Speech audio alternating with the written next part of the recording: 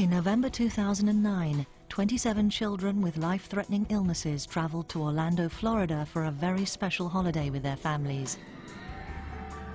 The trip was arranged and paid for by the Cordwell Children's Charity. Their aim is to give children with these types of challenges an experience they can only dream of. To make it possible, there are medics and volunteers on hand to help the children and their families while they stay in a specially designed resort, Give Kids the World. For 18-year-old Amy and her family, it is their first ever holiday abroad together. The odd camping trip close to their home in the Wirral is the type of break which Amy and her brothers and sisters usually have. Amy was born with a rare condition, Cockayne syndrome, a premature aging illness. She was born prematurely and she had a slightly unusual look about her. They thought that everything was okay for a while. But when she got to about 14 months, it was obvious that she wasn't growing like other children do.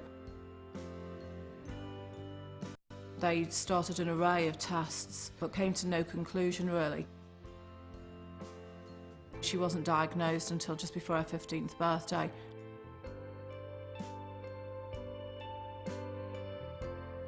She used to be able to run around and climb and ride bikes, and her speech was good. But in the last 4 years, she's really deteriorated. Her walking is almost gone now. As a mother, it's devastating watching the deterioration in Amy. Amy is now starting to crawl around the house. When I hear her crawling around, I have to put my hands over my ears. I can't bear the noise of her of that deterioration.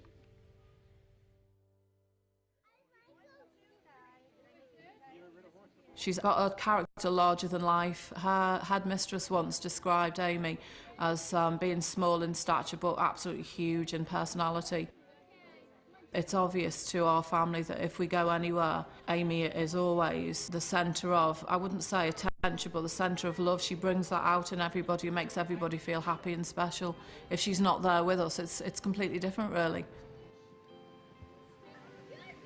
The week away gives the whole family a chance for quality time together. At home, the focus is often on the sick child, where brothers and sisters can feel sidelined. It's been great because of Amy's difficulties. They very rarely get to do, a lot of stuff, or very often I'll take the little ones to do things, and Jane's got to stay with Amy, so so we do things almost as two separate families, and this week's enabled us to do everything as one, which has just been really special for us. This trip is just amazing for us all, that we can all spend time together.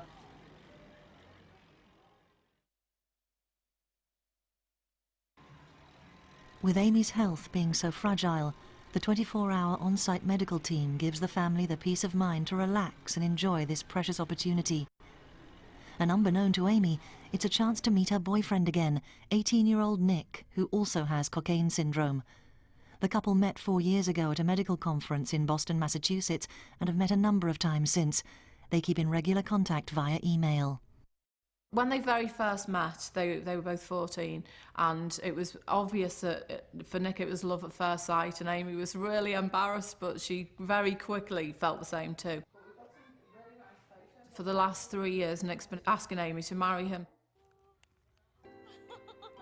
We decided that after a while, why shouldn't they get engaged? Because, if it was any other time, I guess not so young, but they'd still be able to do this. Do you know when you'll see him next? Nick has flown in from Texas with his mum Jen to give Amy a very special surprise. Surprise!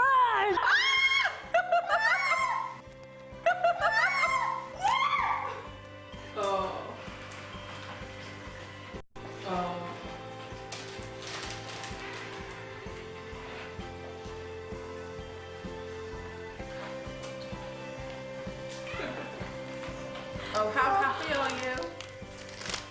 Hey.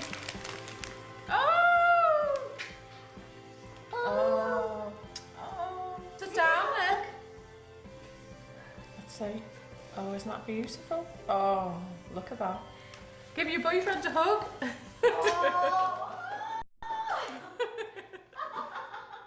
It's just brilliant, isn't it? You know, so exciting to see everybody and let them be together again, because, you know, we don't know how long they've got, do we, together, and so every moment's precious, isn't it? Yep. Isn't that lovely? Oh, well, never mind. The kids don't usually have a chance to have a boyfriend or a girlfriend, let alone fall in love with somebody that has a kindred spirit, and they're just meant to be together.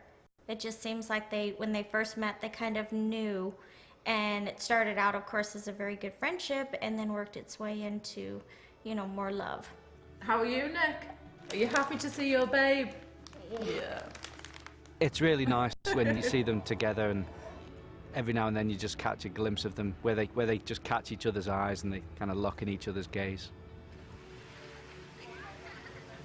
We just try as hard as we can to get them together as much as we can. It's becoming more increasingly difficult the sicker Amy gets, really, because you know, Amy's got a lot of issues lately, hasn't she, with her health?